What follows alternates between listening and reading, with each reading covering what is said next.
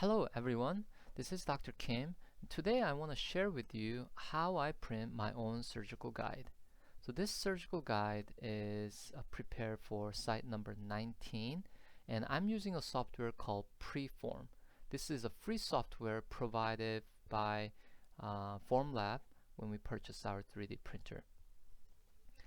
So I click the STL file, open, and this is what I'm seeing basically. Just be sure to check you're printing this using Dental SG resin.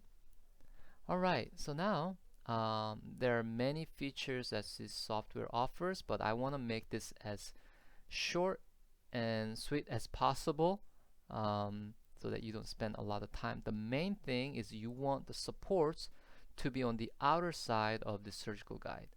So that's the inner surface or the intaglio surface of the surgical guide. You can actually see that I've created the window as well as the sleeve where the pilot drill is going to go through. So just be sure to have the outer surface facing toward the platform. And then I come over to this icon and auto generate selected.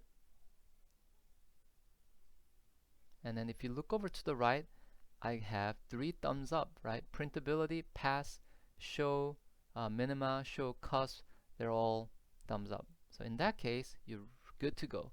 So it's as simple as that, and go ahead and click this start print button in orange, and it will automatically or wirelessly send the print over to my 3D printer, which then I walk over to 3D printer and press couple buttons to allow printing.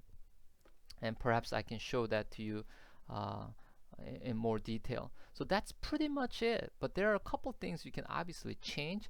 You can change the density of the supports. So right now it's sitting at 1, but say I go over to or increase to 1.5. Now what you should notice is more supports, right? You're seeing a lot more supports. And also I can increase the or decrease or increase the touch point. So say I go down to 0.45, this touch point should be decreased so that it's a little bit pointier. What's the advantage of using this pointy supports? It's a lot easier to clip them off. But even at its default setting at around 0.9 or 0.1, I really haven't had any issue with that. But something that's very important is here. So you want to make sure that there are no supports that's actually getting into the intaglio surface, or that supports are not going into the sleeves. Okay, that's important. It's okay to have some supports that are along the margin, but you don't want this to be like going straight into the sleeve so that you have a support that's landing on the side surface of the sleeve. In that case, it's very difficult to trim it cleanly, and if you have a small stub of resin material, then it may prevent the seating of the metallic sleeve that you have to place it in. So in general, I like to keep it where at its default.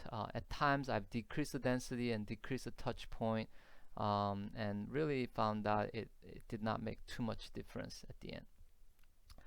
Couple other things you can consider is you can consider printing this at an incline, anywhere from like 35 to 45, 50 degree, and based on some papers that I've looked at, it may allow the print with a smoother profile of the surface, but keep in mind that each time whenever you make this taller, your print times is going to be increased. So hypothetically, let's say we're going to really exaggerate this, and you can already see that the print time has increased to 1 hour and 15 minutes, whereas if I level it as shown here, now it's down to 45. So I've printed them at many different angles, and obviously here their printability is let's see whether this is printable. Okay, still good, right?